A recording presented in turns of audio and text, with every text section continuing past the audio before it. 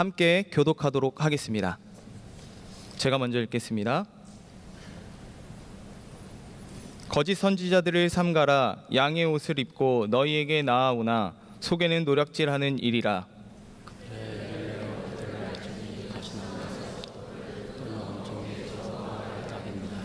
이와 같이 좋은 나무마다 아름다운 열매를 맺고 못된 나무가 나쁜 열매를 맺나니 좋은 나무가 나쁜 열매를 맺을 수 없고 못된 나무가 아름다운 열매를 맺을 수 없느니라.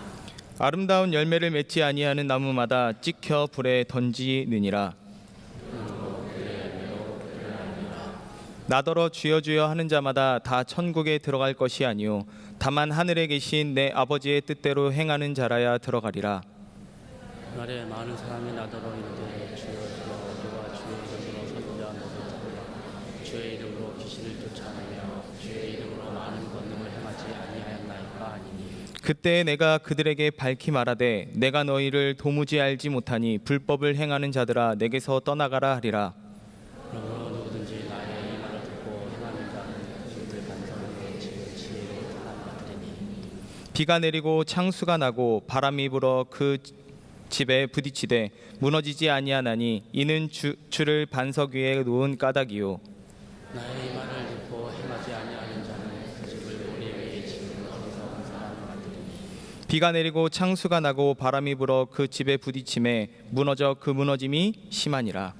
오늘도 주의 성령 하나님께서 전하는 전화 듣는 여러분의 마음과 영혼과 육체 가운데 하나님의 놀라운 은혜들로 채워주시기를 예수 그리스도의 이름으로 사모하며 기도합니다. 아멘이란 말은 네 그렇습니다, 진실로 나도 그렇게 믿습니다 라는 히브리어입니다. 여러분의 삶에 어떤 절망, 역경, 괴로움과 아픔이 있다 할지라도 오늘 오후에 예배 한번 잘 드림을 통해서 여러분의 인생에 역전이 있고 치유가 있기를 예수의 이름으로 축복합니다. 좁은 길 다섯 번째 시리즈 말씀인데요, 이 시리즈의 핵심이 되는 말씀이 오늘 읽었던 마태복음 7장 13절 14절입니다. 같이 한번 읽어보시겠습니다. 앞에 보시고 마태복음 7장 13절 14절 말씀 시작.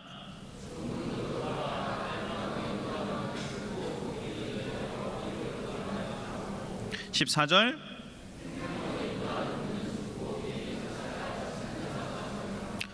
좁은 문과 좁은 길로 가라 예수님 말씀하셨습니다. 좁은 길이란 예수님의 제자가 되는 길이라고 계속해서 말씀을 전했습니다. 여러분, 예수 그리스도의 제자가 되는 삶으로 우리를 부르셨습니다. 그냥 교회만 다니는 명목상의 그리스도인 썬데이 크리스천의 삶으로 만족하지 말고 진짜 예수 그리스도를 따르는 예수의 제자 된 삶으로 살도록 예수님은 우리를 초청하셨고 부르셨다라는 것이죠.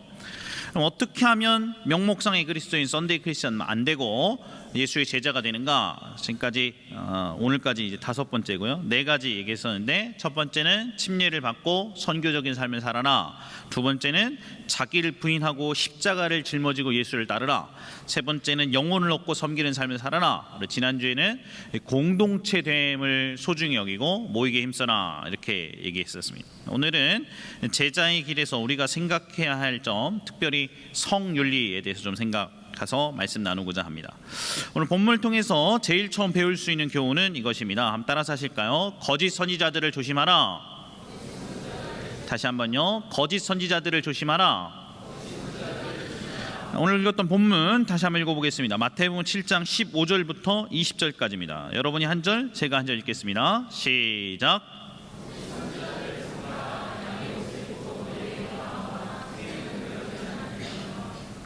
그들의 열매로 그들을 알지니 가시나무에서 포도를 또는 엉겅퀴에서 무화과를 따겠느냐?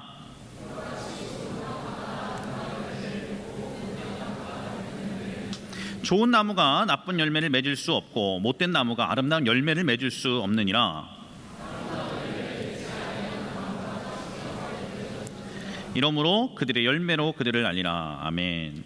여기 보니까 거짓 선지자들을 삼가라 그랬습니다. 선지자라는 뜻이 하나님의 메시지, 하나님의 뜻을 대신해서 전달하는 사람, 그런 선지자입니다. 오늘날로 따지면 목사다 이렇게 생각해도 과언이 아니겠습니다. 근데 예수님이 뭐라고 하셨냐면 선지자에도 참 선지자가 있고 거짓 선지자가 있다는 것입니다. 그리고 문제는 이 거짓 선지자, 이 가짜 목회자가 양의 탈을 쓰고 나오기 때문에 이 사람이 진짜인지 아닌지 구분하기가 쉽지 않다는 것이죠. 예수님은 이 사람이 진짜 선지자인지 가짜 선지자인지 구분하는 방법으로 그 사람의 겉모습 외양이 아니고 양의 탈을 써도 이리가 될 수 있으니까 그 사람의 열매를 보고서 우리는 그 사람이 참 선지자인지 구분할 수 있다고 가르쳐 주셨습니다. 이번 주에 제일 큰 뉴스거리가 있었습니다. 8월 2일에 뉴스엔조이라는 뉴스에서 기사가 나간 뒤에 포털 1위를 이분의 이름이 도배했습니다. 우리에게도 익숙하게 알려져 있는 라이즈 업 XXX라는 단체의 대표 이모 목사의 성적 부도덕에 대한 뉴스입니다. 한국 교계의 대표적인 청소년 사역 단체인데요. 우리 99년에 분당에서 시작해서 비틴즈라는 이름으로 했었고, 여러분 우리 교회 전도사님도 여기 출신이시고 우리 교회 부목사님도 이 단체에서 활동하셨고, 그리고 이 계속해서 내일 여는 축제라고 그래서 서울광장에서 라이즈 업 XXX라는 이름으로 대형 찬양 집회에서 몇만 명씩 모이고, 그리고 제가 교육국 했을 때도 우리 청소년분들도 많이 가고, 여러분 우리 앉아 있지만 우리 가운데도 지금 이 단체 여기 활동하고 여기에서 또 자원봉사도 하고 있었던 사람도 여기 있지 않습니까? 여러분 여기 매년 갔었습니다. 우리 청년들도 가고. 이 라이즈 업 땡땡땡이 RTS라는 이름으로 대안학교도 충남에서 태안에서 기숙형 대안학교도 운영하고, 이 모든 단체의 대표가 이 이모 목사님입니다. 우상처럼 존경하고 떠받들던 이 목사와 비틴지 사역에 열심히 든 고등학교 여학생, 이 목사는 이 관계를 파고들었다. 뉴스에 이렇게 나와 있습니다. 자신을 존경하고 동경하는 여학생이 자신과 성관계를 갖도록 온갖 가머니설로 그를 설득했다. 당시 이동현 목사 나이는 37세, 누가 봐도 정상적인 관계는 아니었다. A에게 이모 목사는 연예인 같은 선망의 대상이었다. 가장 중요한 시기에 인생광을 형성해 준 사람이었다. 특히 신앙에 절대적인 영향력을 행사했는데, 이모 목사는 기성교회를 비판하며 청소년만이 썩어빠진 한국교회를 개혁할 수 있다고 했다. 부모와 대립각을 세우던 청소년들은 자신의 말을 들어주는 이모 목사를 의지했다.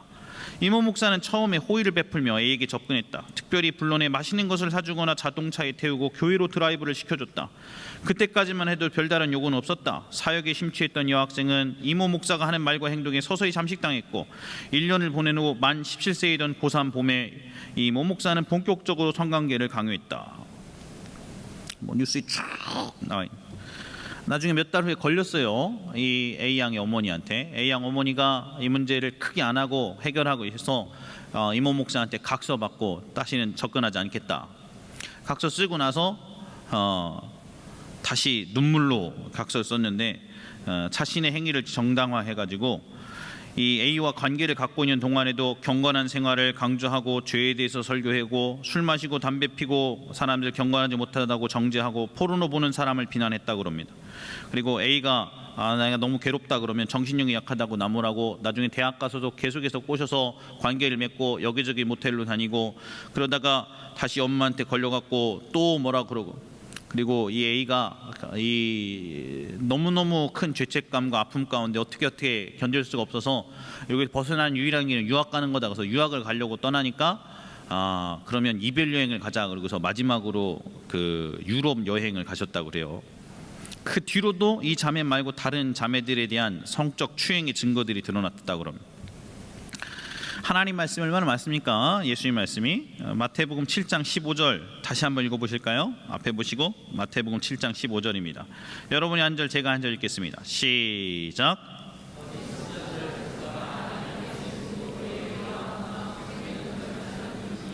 그들의 열매로 그들을 알지니 가시나무에서 포도를 또는 엉겅퀴에서 무화과를 따겠느냐? 이와 같이 좋은 나무마다 아름다운 열매를 맺고 못된 나무가 나쁜 열매를 맺나니, 좋은 나무가 나쁜 열매 맺을 수 없고 못된 나무가 아름다운 열매를 맺을 수 없느니라. 아름다운 열매를 맺지 아니하는 나무마다 찍혀 불에 던져니라. 20절이 중요한데요. 시작. 여러분 세상의 목사님이라고 다 양과 같은 목사님이 있는 게 아니죠. 모든 설교자가 다 그런 것이 아닙니다. 여러분 거짓 선교자를 잘 주의하시기를 예수께서는 축복합니다. 두 번째, 오늘 이 본문을 통해서 우리가 배울 수 있는 중요한 교훈, 말이 아니라 주 뜻대로 행하는 자를 따르라는 것입니다. 한번 따라서 하실까요? 말이 아니라 주의 뜻대로 행하는 자를 따르라. 계속해서 이어지는 예수님의 말씀입니다. 21절부터 23절까지 여러분이 한 절 제가 한 절 읽겠습니다. 21절 시작.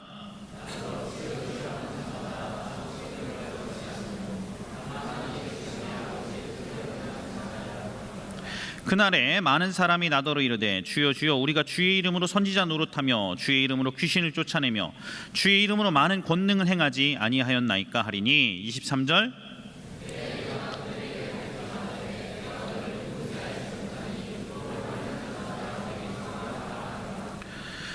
여러분 귀신도 쫓아내고 기적도 행하고 권능도 하고 예수님의 이름으로 사역도 감당했다고 그 사람이 올바른 것이 아니고 그 사람이 삶 자체가 참으로 예수 그리스도의 제자의 삶을 살아내는가 행함으로 주의 뜻을 보이는가가 더 중요하다. 예수님 가르쳐 주셨습니다. 말이 아니라 주의 뜻에 따라서 사는 삶이 있다면 행함으로 나타나는 삶이 있다면 그 사람을 따르라. 예수님은 우리에게 그렇게 가르쳐 주셨습니다. 지금 난리도 아닌데요. 댓글 기독교 욕하는 댓글 우르르 있고 심지어 메인 신문들 중앙일보 이런 데서도 이거 인용해서 장난도 아닌데 이 사건이 이렇게 공론화되고 불거진 다음에 이 피해자가 다시금 이 신문사에다가 편지를 썼습니다.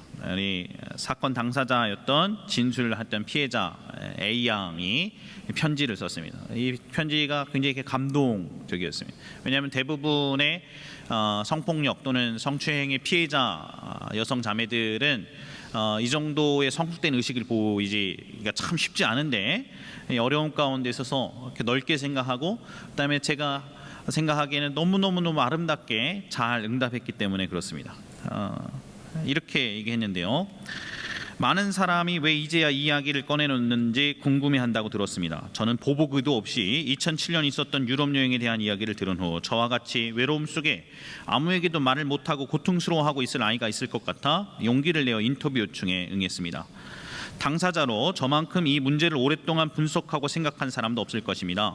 형사처벌은 제 개인의 보복만을 위한 길이지만 문제 해결 및 대책 방안을 만드는 것은 이 사회 모두를 위한 길이기에 모두에게 부탁드리려 글재주가 뛰어나지 않은 제가 이렇게 부탁의 글을 씁니다. 성직자 성 관련 스캔들, 성범죄, 성추행 문제가 있는 사람이 어찌 단 한 사람뿐이겠습니까? 대한민국 뿐이겠습니까? 치료받는 과정에서 저와 비슷한 사례 더한 경우를 보고 들었습니다. 더 어린 나이에 발생한 일일수록 한 인간이 더 기능을 못할 정도로 상처 속에서 살아간다는 것을 목격했습니다. 한 목사만 드러난 것이고 이모 목사만 주목을 받은 것입니다. 한 사람만 처벌하고 생매장해서는 궁극적으로 문제가 해결될 수 없기에 이 사회가 교회 제도가 잘못된 문화와 인식이 성도들뿐 아니라 성직자들까지도 성범죄에서 보호해주지 못하고 있음을 압니다. 양쪽 다 보호해야 합니다. 문제의식이 끝난 것 같아 형사처벌 고소 절차 도와주겠다고 손 내미신 경찰분들, 변호사분들 감사합니다. 다만 그 열정과 관심을 미래의 청소년을 위한 해결 방안을 마련하는 데 쏟아주십시오. 그리고서 한 몇 가지 제안했는데요. 그냥 세 가지 참 의미 있는 게 있어서 읽어보고야 합니다. 첫 번째는 전국 학교에서, 교회 학교에서, 학원에서 그리고 어린이 청소년을 상대로 교육을 실시하고 있는 모든 기관에서 미성년자와 성인과의 위계관계, 위력관계에 대한 개념 교육과 성교육을 학생, 교사 양쪽에 철저하게 의무화시켜 주십시오. 그리고 신고제도도 의무화해 주십시오. 왜냐하면 자기가 고등학교 때 상담 선생님한테 이런 사실을 얘기했는데 상담 선생님이 개인적인 문제로 치부하고 아무런 조치를 해주지 않았다 그러면 자기가 지금 성인이 되고 대학생 넘어서 생각해 보니까 그때 있었던 그 상담 선생님이 너무 잘못했다는 걸 깨달았다 그러면 그 당시 아무도 미성년자가 법적으로 보호받아야 한다는 개념을 가르쳐주지 않았고 안심하고 말할 수 있는 곳도 없었습니다. 미성년자는 무조건 보호를 받는다는 법이 존재하고 또 용기 내어 신고했을 때 보호받을 수 있다는 제도가 있다는 사실 자체를 교육해야 합니다. 그리고 또 그렇게 실제로 실행되어야 합니다. 두 번째, 대한민국 모든 신학대학교, 카톨릭, 불교를 비롯한 모든 종교 지도자 양성학교에서 학교 규정으로 위계관계에 대한 의식과 성범죄 의식 교육을 잘 정리된 커리큘럼으로 만들어 졸업 필수 과목으로 교육해야 합니다. 이런 거 박수 아닙니까? 박수. 맞는 얘기. 그리고 이제 세 번째는 성직자가 스스로를 보호할 수 있는 이렇게 원칙들 좀 제시했습니다. 요거 여러분이랑 같이 나누고 싶습니다. 빈 방에 문을 닫아놓고 성도와 단둘이 있지 않는다. 목회자는 절대로 성도에게 특히 이성에게 안마를 요구하면 안 된다. 목회자는 성도의 허벅지에 함부로 손을 올리지 않고 끌어안지 않는다. 특히 청소년 이성을 귀엽고 기특하다면서 정면으로 꼭 안거나 쓰다듬어서는 안 된다. 청소년 청년 사역자는 공부에 몰두하고 있는 학생 신분에 있는 청소년 청년에게 공부를 가르쳐준다고 1대1로 만나자고 해서는 안 된다. 청소년 청년 사역자는 특히 경제 활동이 없는 학생들에게 위로해 준다며 1대1로 비싼 식사를 사주고 영화를 보여주는 등 제안을 할 수 없다. 청소년 청년 사역자는 청소년과 여럿이 아닌 단둘이 사적인 자리에서 교제할 수 없다. 목회자는 휴식기라는 말을 이용하여 배우자를 제외하고 젊은 학생과 친밀하게 개인 여행을 다녀올 수 없다. 목회자는 선교 여행이나 수련회에서 한 방에서 이성과 잠을 잘 수 없다. 목회자는 이성과 1대1로 상담할 수 없으며 부인이나 다른 이성 사역자와 동행해서 상담을 실행한다. 차 바로 옆자리에 이성을 태우지 않는다. 목회자는 여대생들, 여청소년들에게 개인 비서를 강요해서는 안 된다. 목회자는 선교지나 수련회 등 모든 단체 여행을 수영장 있는 곳으로 정해서는 안 되며 청소년이나 대학생과 수영복으로 즐겨서는 안 된다. 대부분 이 원칙을 저도 좀 깊고 진지하게 생각하고 이것을 지켜보려고 노력하고 있습니다. 한 두 가지 정도는 좀 이상한데요. 제일 마지막에 우리 교회 수양가는 수영장이 있는데 매년 수영장이 있는데 수영장 가지 말라는 게 원수인가? 이거랑 성륜이랑 무슨 상관이 있는가? 좀 그러니까 수영복을 입는 곳으로 가지 말라 이런 얘기인 것 같습니다. 저희 교회 역사상 저희 교회 수영장에서는 아무도 수영복을 입고 오지 않았어요. 혹시 이번 14일, 15일 날 혹시 뭐 이렇게 수영복을 생각하셨던 분이 계시다면 자제해 주십시오. 보통 대부분 다 이렇게 티셔츠 박스 티에다가 반바지 입고 그러고서 수영합니다. 별로 이건 따르고 싶지 않고 별 문제가 안 될 것 같고 또 몇 가지 또 이게 일괄적으로 다 적용될 수 없는 것들이 있는데요. 사실은 저희 침례신학대학교 다닐 때 또 사소에 다닐 때 목회자 성윤리 원칙들 이제 10계명, 12계명들 따로 있습니다. 몇 가지 겹치는 것도 있고 좀 더 생각해봐야 될 것도 있고 따를 수 없는 것도 있는데 지금 이 중에서 몇 가지요. 차 바로 옆자리 이성을 태우지 않는다 뭐 이런 거 있지 않습니까? 이거는 결혼한 저에게만 해당됩니다. 싱글 사역자는 해당이 안 됩니다. 전사님도 데이트 할 수 있지 않습니까? 아니 안 되는 거예요? 네? 전사님도 아니 싱글인치인데 싱글 사역자는 데이트 할 수 있잖아요. 아니 뭐 하다가 깨질 수도 있는 거고. 아니 뭐 당연한 거 아닙니까? 여러분 뭐 그 정도 이해를 못 해주시면 어디로 가란 말입니까? 어디로? 아니 뭐 사귈 수도 있고 사귀다 헤어질 수도 있고 그렇지. 근데 뭐 좀 더 조심해야 되긴 하지만 그래서 결혼한 저는 옆자리 이성을 태우지 않습니다. 제 옆에 결코 앉지 마십시오. 그리고 또 1대1 상담하지 못한다 이런 거 있는데 되도록이면 잘 안 하는데요. 근데 할 수밖에 없는 것도 있어요. 그러면 이제 저희 침신대에서 만들었던 육회 윤리 강령에서는 오픈된 페이스에 또 다른 사람이 지나가고 보고 있는 상황 가운데서 문 열어놓고 상담해라 뭐 이런 얘기가 있습니다. 그래서 되도록이면 저는 언제나 오픈된 페이스에서 여러분이랑 상담합니다. 뭐 교회에서 할 때가 제일 좋고, 근데 교회도 여기 절대로 지하에서 제가 만난 적 한 번도 없고요. 교회에서 상담하면 뭐 거의 뭐 우리 하늘샘터에서 만납니다. 근데 교회에서도 주일날이나 사람이 와글와글하고 하늘샘터에서 만날 수 있는 거지 평일날은 되게 조용하고 한적해요. 그래서 제가 평일날 시간을 잡아서 만나겠다는 사람은 하늘샘터에서 만나지는 않고 카페에서 만납니다. 언제나 카페가 오히려 사람 많으니까 이 앞에 뭐 보니또 가든지 아니면 나무 아래 가든지 사람들 바글바글하고 꼭 CCTV가 있는 곳에서 상담을 합니다. CCTV가 저도 대답을 할 수 있기 때문에 우리 이재명 성남시장님 얘기 들어보니까 자기 오피스에 CCTV를 달았대요. 그래서 CCTV를 단 것들을 알리고 나서부터 자기에게 요청하는 면담이 3분의 1로 줄었다 그런 얘기 들었습니다. 오는 사람마다 이제 돈 봉투를 꺼내는데 돈 봉투를 꺼낼 때마다 CCTV가 있다고 CCTV가 다 보고 있다고 이렇게 얘기해서 저도 혹시나 모르는 돌발 사항이 있을 수 있지 않습니까? 그러면 언제나 CCTV가 있는 곳에서 이렇게 상담을 하려고 노력 중입니다. 또 대신방 기간에는 제가 2대1로 대부분 만나려고 노력은 하는데 그러기 어려운 경우가 조금 있어요. 왕왕. 그럴 때에는 보통은 아들을 데리고 나갑니다. 제 아들을 데리고 나가든지, 그것도 어려울 경우에는 페이스북을 찍고 저희 침신대 윤리 강연 중에 하나가 transparency라는 건데 이제 투명성이죠. 투명성. 누구에게 투명하냐면 제 아내에게 투명합니다. 제 아내에게.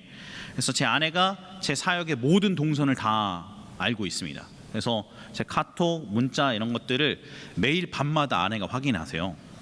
그리고 찍었던 모든 사진들을 뭐 밤만뿐만 아니고 이렇게 수시로 늘 확인하세요. 그래서 어떤 때는 좀 짜증나요. 그래서 너무 꼬치꼬치 누구 만나고 왔어, 어디가, 왜가, 왜 이렇게 늘 물어봐서, 근데 이게 나를 보호하는 게다 이렇게 생각해서 늘 이렇게 트랜스퍼런트하게 투명성을 유지하려고 노력합니다.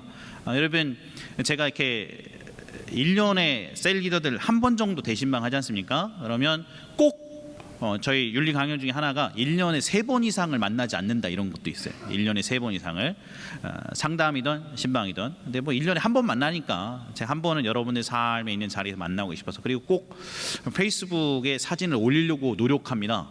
제 아내 보라고 올리는 겁니다. 여러분 때문에 올리는 게 아니고, 내가 지금 오피셜하게 사적인 게 아니고 이렇게 만났고, 아내한테 여보 나 약속한 대로 지금 이 시점에 만났고, 그리고 언제나 이렇게 전화해요. 지금 가고 있어. 지금 삶 끝났어. 이렇게 아내가 제 삶을 관리해 줄 수 있도록. 또 다른 거 하나, 여기 없는 윤리 강연 중에 하나가, 여러분, 성적인 문제는 제가 상담하지 않습니다. 남성 외에 대부분 저 교인들은 자매들이니까요. 자매들의 성적인 문제는 저한테 갖고 오지 마시고 제가 상담하지 않습니다. 우리 전도사님한테 갖고 오지 마시고. 이성 간의 성적인 문제는 상담이 금지되어 있습니다. 여러분, 엘더한테 상담하든지 아니면 여자 교육자한테 물어보든지 아니면 제 아내랑 상담을 하십시오. 성적인 문제는. 이렇게 해서 저희들을 지키려고 최선을 다해 좀 노력하고 있습니다. 하나님 말씀이 얼마나 맞는지요. 예수님께서 우리들에게 이렇게 가르쳐 주셨습니다. 방금 읽었던 부분에, 야, 주여 주여 하는 자마다 천국 가는 게 아니고 다만 하늘에 계신 내 아버지의 뜻대로 행하는 자라야 들어가리라. 그러면서 비유를 말씀하셨는데, 반석 위에 세워야 튼튼하지 모래 위에 세우면 나중에 홍수 나면 다 무너진다 그랬습니다. 저도 저 스스로가 굉장히 조심스럽습니다. 여러분, 목사님이 되려면 공부를 몇 년 해야 되는지 아십니까? 학부가 4년, 그 다음에 MDB라고 그러는데 마스터가 3년입니다. 3년. 그래서 7년 해야 되고, 남자들은 중간에 군대 2년, 3년 갔다 오죠. 그러면 합하면 9년 또는 10년입니다. 20대 때 시작했으면 20대 다 보내고, 그다음에 풀타임 사역을 3년 이상 해야 됩니다. 그리고 풀타임 사역을 3년 이상 하면 어플라이할 자격이 주어지고, 대부분 30대 중반쯤에 목사 안수를 겨우 받게 됩니다. 그러니까 13년 정도는 훈련을 받아야 목사가 돼요. 목사가.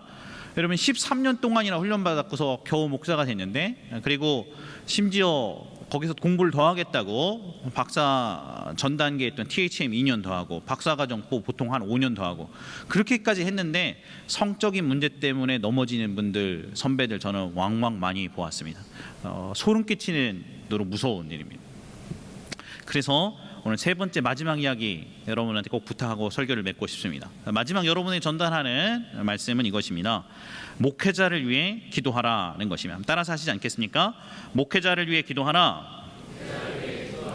왜냐하면 누구도 이런 성의 유혹에서 자유로울 자가 없기 때문에 그렇습니다. 여러분, 어떤 목회자도 그 시점, 그 상황, 그 환경과 그 유혹 가운데 있으면 넘어질 것입니다. 저도 저 자신을 압니다. 제가 아무리 조심해도 제가 유혹받는 그 환경과 상황, 시점 가운데 있으면 저도 넘어질 것입니다.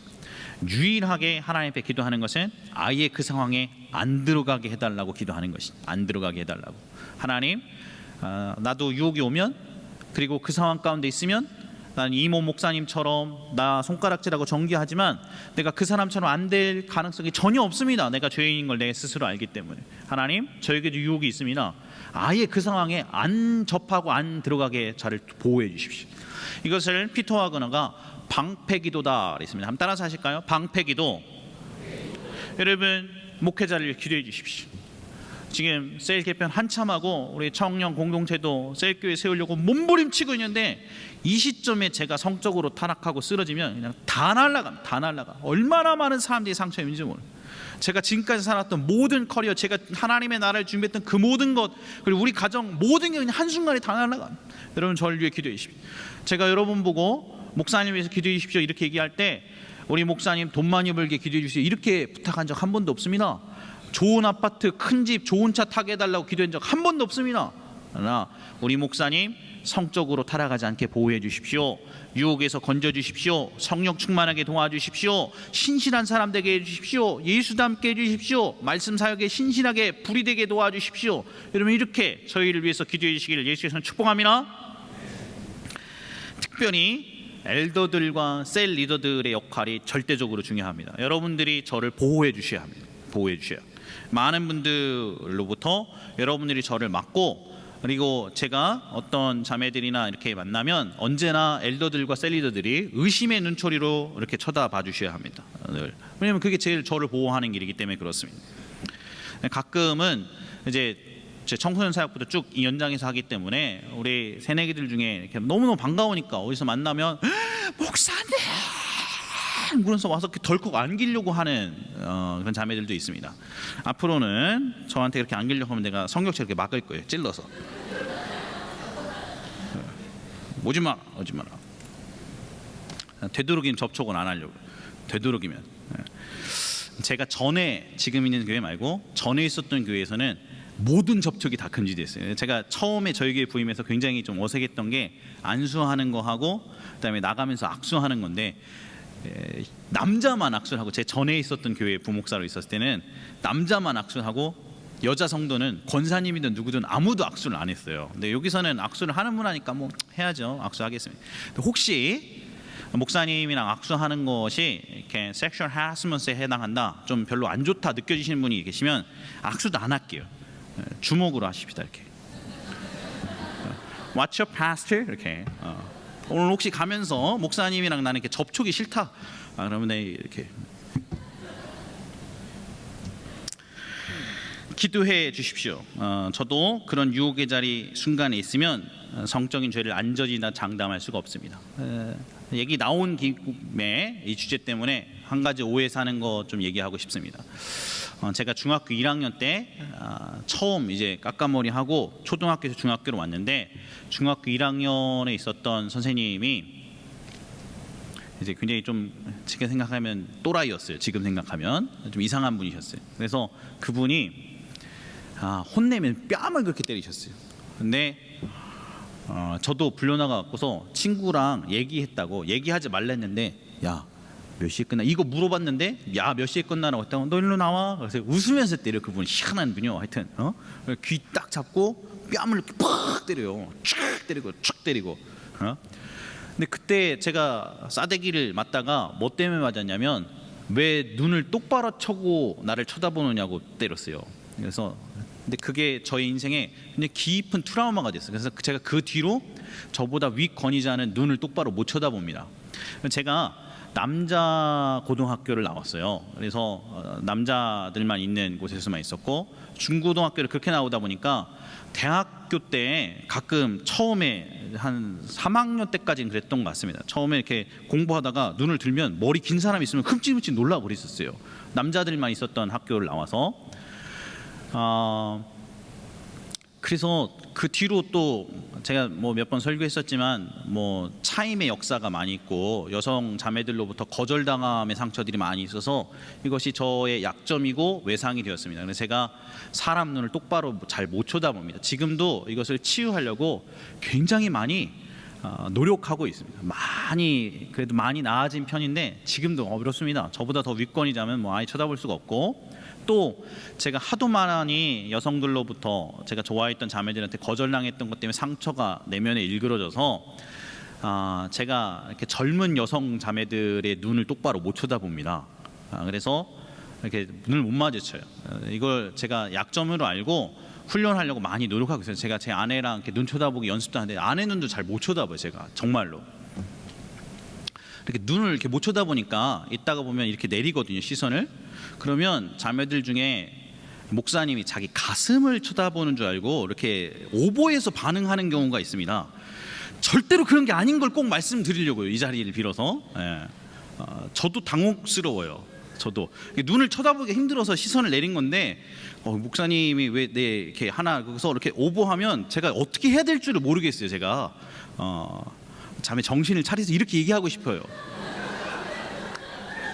그러니까 그 느낌이라는 게 있지 않습니까? 사람이 이렇게 느낌이 저 목사님 왜 저래? 이런 느낌으로 하는 것 같아서 내 아내가 너보다 훨씬 예쁘거든? 이렇게 얘기하고 싶어요, 정말로. 그런 게 아닙니다. 제가 훈련하고 있어요. 이번에 그 정신과 의사님한테 이 문제 물어봤더니 그 사람 눈을 못 찾아보고 있으면 인중을 쳐다보라고 그러더라고요. 인중을. 노력하고 있습니다. 최선을 다해서 이런 건 좀 치료하려고 그럽니다. 우리 엘더들님들, 우리 셀 리더분들이 많이 보호해 주시고 그리고 아예 오해 소지가 없는 인생을 살 수 있도록 도와주셨으면 좋겠습니다. 늘 기도하는 제목이 있습니다. 여러분들께 이 기도의 제목을 부탁드리고 설교를 맺고 싶습니다. 여러분 목회자, 교육자를 꼭 기도해 주십시오. 제가 이런 기도 제목 갖고 늘 기도해 왔습니다. 하나님, 제가 혹 성적으로 타락하려는 순간이 있거든. 차라리 저를 죽여주십시오. 이렇게 기도하고 있습니다. 여러분도 그렇게 기도해 주십시오. 제가 지금까지 쌓아왔던 이 모든 것들, 전했던 말씀, 이 모든 것들이 제가 성적으로 타락하면 한순간에 다 날아갑니다.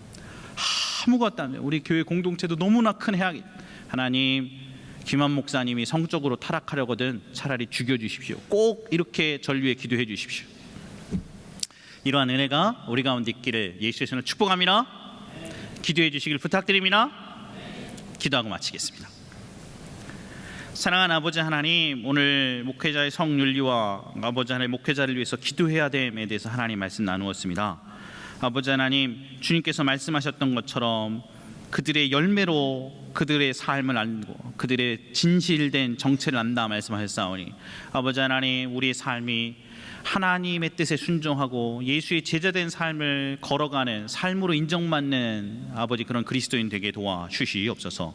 이제는 우리 주 예수 그리스도의 은혜와 하나님 아버지 극진하신 사랑하심과 성령님의 내주하시는 역사와 이제부터 영원토록 이 자리에 함께 있는 모든 사람들에게 있기를 예수 그리스도로 간절히 축원하옵나이다.